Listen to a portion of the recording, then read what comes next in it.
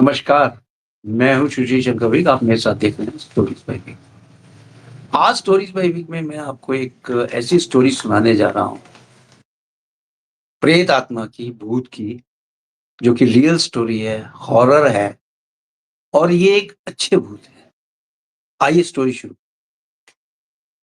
जैसा कि आप जानते हैं कि पहाड़ी क्षेत्रों में यानी ये जो स्टोरी मैं आपको सुनाने जा रहा हूँ, ये है हल्द्वानी की। हल्द्वानी एक पहाड़ी क्षेत्र है।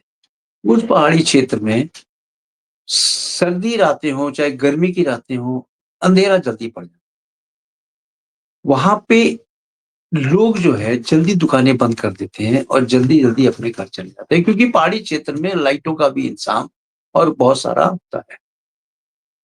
इस पहाड़ी क्षेत्र में एक 28 साल का युवक था, जो कि एक पान की दुकान लगाता था और वो सबसे बाद में जाता था क्योंकि पान की दुकान पे लोग आते हैं पान खाने, खाना-वाना खाने के बाद।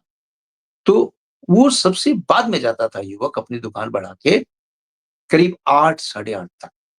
यानी जब सब चले जाते थे, तो वो अपनी दुकान एक छोटा-सा खोखा उसने लगा रखा था। जब अंधेरा हो जाता था, पूरा सब लोग सो जाते थे, तब वो जाता था अपने घर की तरफ। डेली की रूटीन उसकी यही थी। जो भी वो कमा के लाता था इससे, वो उससे अपनी वाइफ, 2 बच्चे और एक उनका जो साला था, ये लोग वहाँ पे अपनी ज़िंदगी बसा तो वो ला के रोज़ रात को गल्ला वहाँ से उठा के ले आता था, पान की दुकान से और आके अपनी वाइफ के हाथ में दे देता था। उसकी जो धर्मपत्नी थी, वो उसको गल्ले को गिनती थी, क्योंकि उसी से उनकी रोज़ी-रोटी चलती थी। जो रात को वो कमा के लाता था, वो दिन में वो खरीदते थे सामान खाने-पीने का और अपनी रोज़ी-रोटी व्यतीत करते थे। काफ़ी देर होने लगी, देर-देर से आने लगे। एक दिन की बात है, ये दुकान पे इतनी भीड़ थी कि 11 कब बज गए, इसको समझ में नहीं आया। उस दिन काफ़ी भीड़ होने की वजह से इसका दुकानदारी काफ़ी अच्छी चलने लगी। अब जब 11 बज गए, ये दुकान जैसे ही बढ़ा रहा था, वैसे ही 2 इंसान इसकी दुकान के आगे आके खड़े होते हैं और पूछते हैं, "माचिस और बीड़ी है?" ये उसके तरफ बगैर देखे कहता, "हाँ, है।"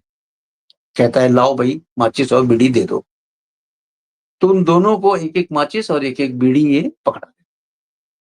जैसे ही ये पान की दुकान से बीड़ी और माचिस पकड़ाता है, वो दोनों इंसान वो सामान लेके, बीड़ी और माचिस लेके आगे की तरफ चल देते हैं। ये पीछे से उनको आवाज़ लगाता है, "अरे भाई पैसे तो देते जाओ, हैं? तुमको मुझसे पैसे चाहिए?" ठीक है। हवा में इस बंदे ने हाथ हिलाया और हिला के इसके हाथ में दे दिया। इसके हाथ में क्या दिया इसने देखा नहीं, इसने उठा के गल्ले में डाल दिया, क्योंकि इसको भी नींद आ रही थी, घर जाने की जल्दी थी और ये सामान लिया अपना, गल्ला उठाया और घर की तरफ रवाना हो गया। जब ये घर की तरफ रवाना होता है तो वही रात में काफ़ी देर तक इसकी धर्मपत्नी इंतज़ार कर रही थी।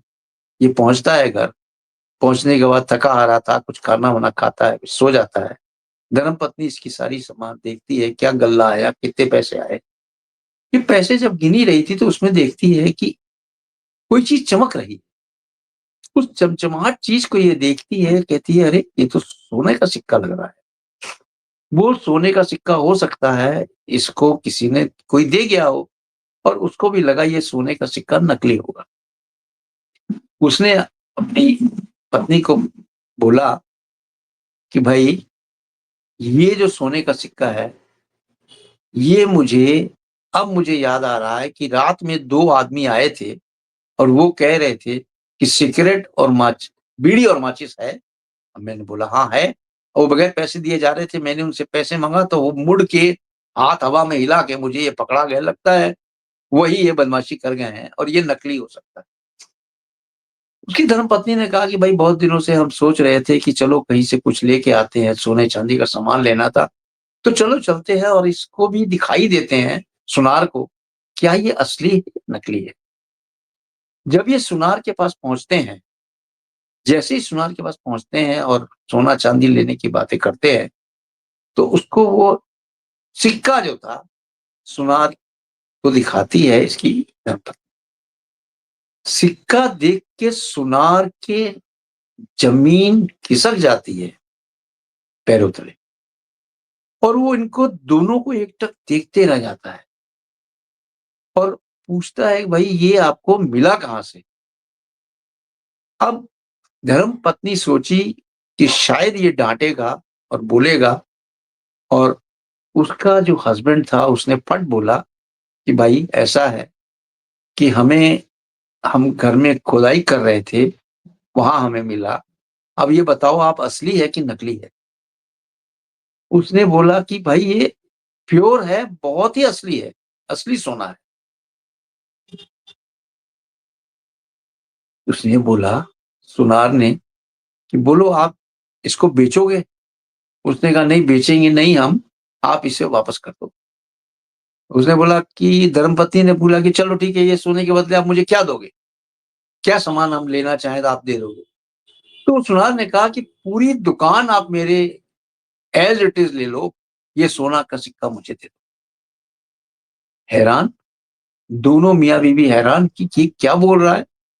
ने फट उससे सोने का सिक्का लिया और घर की तरफ रवाना हो गया। अब इनको ये लगा कि हो ना हो ये प्योर सोना है और वो जल्दी-जल्दी में मुझे दे गए। हो सकता है उनके पास पुश्तैनी जायदाद हो, या तो बहुत अमीर आदमी होंगे या कहीं चोरी का माल लेके आए होंगे। उसको ये तो ज्ञान नहीं था कि ये भूत-प्रेत। अब वापस दूसरे दिन भी वो 8 साढ़े 8 बजे चलने लगा, लेकिन नहीं, उसने कहा नहीं आज भी मैं 11 बजे तक रुकूँगा, देखता हूँ वो आते हैं कि नहीं आते। ठीक जैसे ही घड़ी में 11 बजे, वैसे ही वो दोनों इंसान वापस आए और आके बोले, बीड़ी है और माचिस है, एक-एक दे दो। बीड़ी और माचिस जैसे ही दे दिया उनको, पनवाड़ी ने कुछ बोला नहीं, जबकि उन दोनों ने बोला कि आज पैसे नहीं मांगोगे? वो चुप। उसने फिर आगे हाथ बढ़ाया और उसके हाथ में एक सोने का सिक्का दे दिया। वापस वो सोने का सिक्का लेके चलता बना। अब इसी तरह से वो रोज सोने का सिक्का रोज रात को 11 बजे आए, 2 आदमी, और इनको सोने का सिक्का देके चले जाए, 1 बीड़ी और 1 सिगरेट लेके जाए, 1 बीड़ी का बंडल और 1 माचिस का बंडल का वो लेके जाए। ये करते-करते ये चीज़ें करीब हफ्ता बीत गया। हफ्ते में उसके पास बहुत सारा सामान आ गया, बहुत सारे पैसे आ गए, और वो इस तरह से सोना लेके जाता रहा, धीरे-धीरे छोटा-छोटा सामान सोना काट-काट के बेचता रहा, और उसने धीरे-धीरे अपनी कोठी बना ली। पान बेचने वाले ने अपनी कोठी बना ली, बहुत ऐशो-आराम का सामान ले लिया और बहुत अच्छी तरह से जीवन व्यतीत करने लगा। लोग गाँव वाले देख के बड़े हैरान थे कि भाई ये क्या करता है? क्योंकि रातों-रात ये अमीर बन रहा है, कोई ना कोई या तो ये चोरी का काम करता है या कोई गैर कानूनी काम करता है, जिससे ये अमीर का अमीर होता जा रहा है। अब इनको ये लगा कि हम अमीर पे अमीर होते जा रहे हैं, और इसकी मिसेज़ ने ये बोला, यानी धर्मपत्नी ने बोला कि किसी को बताना नहीं है, शांति से आप काम करते जाओ और हम देखेंगे इसको आगे क्या करना है।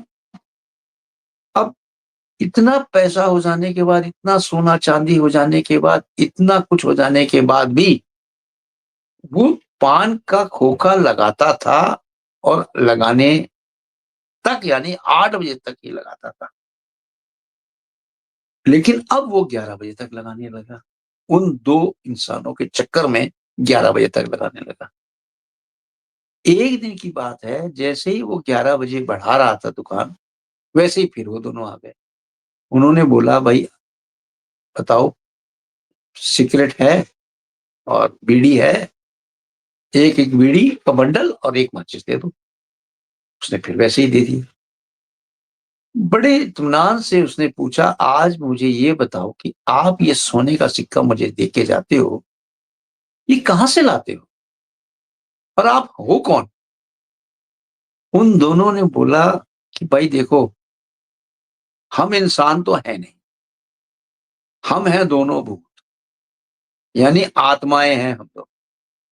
इतना सुनना था, वो इंसान जो था वो काँप गया, डर गया। उसने सोचा ये क्या बोल रहे हैं, कहीं ऐसा तो नहीं है मज़ाक कर रहे हैं। उसने कहा कि नहीं, हम सच कह रहे हैं, हम दोनों इंसान नहीं हैं, हम दोनों भूत हैं और हम आपको मालो-माल कर देंगे, बस आपने किसी से ये बात कहनी नहीं कि हम लोग आते हैं यहाँ पे और ये काम करते हैं आपसे। चलो ठीक है, हाथ जोड़ के उसने बोला कि ठीक है, हम किसी से नहीं बोलेंगे।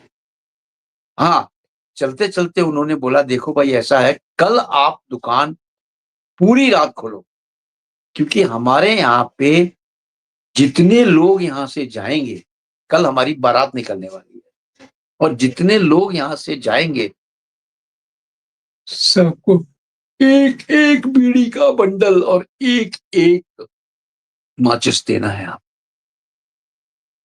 उसने कहा ठीक है, कोई बहुत बड़ी बात नहीं है, दे देंगे।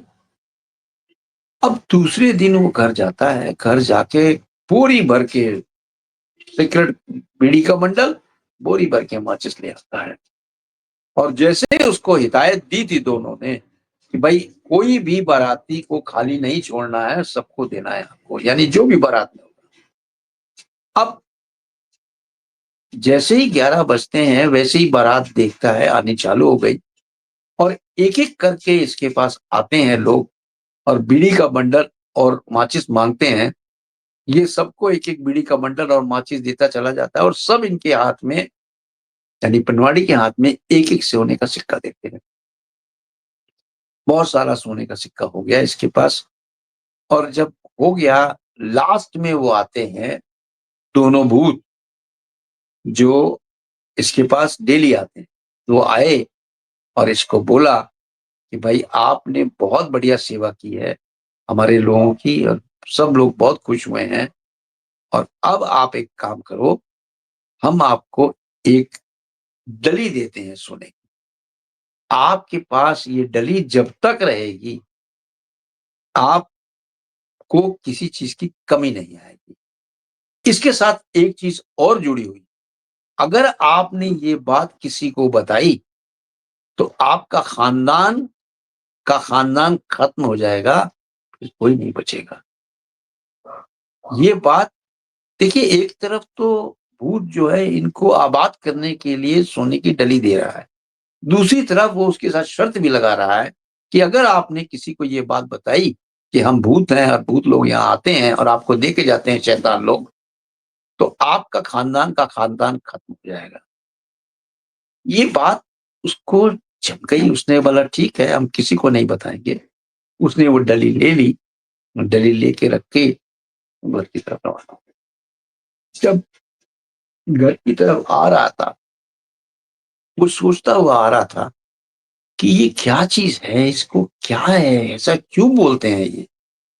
खैर घर आके उसने किसी को ये बात बताई नहीं, अपनी धर्मपत्नी को भी ये बात बताई कि भाई देखो ऐसा-ऐसा उन्होंने बोला है और तुम भी अब किसी से ये बात कहना मत, नहीं तो हमारा खानदान खत्म हो जाएगा। अब देखिए, पुरानी ज़मीन है, फिर इसके पास उसके बाद से इसने कभी वहाँ पे अपना वो लगाया नहीं, यानी दुकान लगाई नहीं, दुकान वहाँ से वाइंड अप कर दी। लेकिन इसका जो परिवार था, जो साला था, जो बेटे थे, उन सबकी शादी हो चुकी थी और वो बहू-बेटी वाले बन चुके थे। उन्होंने कहा कि हम गाँव देखना चाहते हैं, जहाँ से हमारे पिताजी ने काम शुरू किया था और जहाँ से वो इतने अमीर बने हैं, हम जाके गाँव देखना चाहते हैं। यानी आजकल के लोग गाँव देखने में बहुत इंटरेस्टेड थे। तो वो गाँव की तरफ आते हैं और गाँव की तरफ जो घर था उसको भी देखते हैं, सब सामान देखते हैं। वहाँ पे बहुत सारे संदूक रखे हुए थे। अब लोगों की क्यूरियोसिटी होती है ना कि संदूक को खोल-खोल के देखें इसके अंदर है क्या? तो जैसे ही संदूक को खोल-खोल के देख रहे थे, उसमें उनको ये सोने की डली दिखी। बड़े भाई ने कहा ये सोने की डली है, अब एक काम करते हैं, इसकी सोने की डली हम ले चलते हैं। हम लोग हैं 5 आदमी। पाँचों आदमी चल के इसकी सोने की जंजीर बनवा लेते हैं और एक-एक गले में पहन लेते हैं। इतनी डली तो है ही है कि सबकी एक-एक जंजीर बन जाएगी। उसने स बड़े भाई ने सोने की जंजीर की डली जो थी उसको जेब में डाला और वापस गाँव से शहर की तरफ आ गया। जब शहर की तरफ आ गया, सब गए, इन्होंने बना लिया चेन। चेन बनाई उन्होंने सोने की, सब लोगों ने। सोने की चेन जिसने पहनी, उसकी मौत हो गई। यानी पहले बड़े भाई ने पहनी, उसकी वाइफ ने पहनी, वो मर गए। फिर छोटा भाई था, उसने पहनी चेन जो बनाई हुई थी, उसकी वाइफ ने पहनी, वो मर गए। उसका साला था, उसने बनी हुई चेन को पहना, वो मर गए। उसकी जो साले की वाइफ थी, वो मर गई। यानी कि 6 मौतें हो गई उनके घर में, जिन्होंने चेन पहनी। अब ये बात समझ में नहीं आ रही थी कि इतनी मौतें हुई कैसे और कौन इनको मार रहा।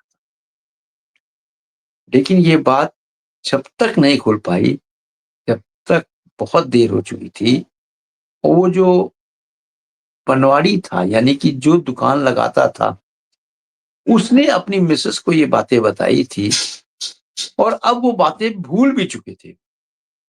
किसी को बतानी ही नहीं थी ये बात। लेकिन जब इंसान का बुरा वक़्त आता है ना, तो बोल के नहीं आता है। वो लेटा हुआ था अपने घर में और इतनी बुरी तरह से उसकी तबीयत खराब हो रही थी कि मरते-मरते उसने अपनी वाइफ को बताया कि देखो, वो एक डली मुझे दे गए थे और उन्होंने ये बोला था कि इसके बारे में जिस दिन आप बताओगे, उस दिन आपका पूरा खानदान खत्म हो जाएगा। खानदान तो हमारा धीरे-धीरे खत्म हो गया, अब हम और आप बचे हैं। तो मैंने जब ये आपको ये बताया है, अब मेरी भी डेथ हो जाएगी और आप किसी और को भी बताओगी, आपकी भी डेथ हो जाएगी। उसने ऐसा कहना था तो उसकी वाइफ ने सबसे पहले किसी को बताया, उसकी वाइफ की डेथ हो गई और इसकी भी डेथ हो गई। यानी कि अब पीछे कोई नहीं रहा। अब देखिए किस तरह से भूत मालामाल कर जाते हैं, आत्माएँ माला-माल कर जाती हैं, प्रेत आत्माएँ। लेकिन उसके साथ ये कुछ शर्तें भी लगा के जाते हैं कि एक तरफ तो आपको वो मालामाल कर रहे हैं और दूसरी तरफ आपको ये शर्त लगाते हैं कि अगर आपने किसी को बताया कि आपको ये भूत ने दिया है या किसने दिया है, तो आपका खानदान खत्म हो जाएगा। यानी एक तरफ तो वो आपको मालामाल करते हैं और दूसरी तरफ आपको नेगेटिव चीज़ें बताते हैं। तो कहानी से क्या सीख मिलती है ये आप देखिए और आप चैनल पे अगर नहीं आए हैं स्टोरीज़ बाय वीक पे तो आप आएँ। यहाँ पे हम रियल स्टोरीज़ बताते हैं, रियल हॉरर स्टोरीज़ बताते हैं और अगर आपके पास भी कोई कहानी है, तो आप हमारे व्हाट्सएप नंबर पे जो चल रहा है उसपे भेज दें, हम आपकी कहानी डेफ़िनेटली प्रस्तुत करेंगे स्टोरीज़ बाय विग में। तब तक के लिए अपना आप ख्याल रखिए। जय हिंद, जय भारत।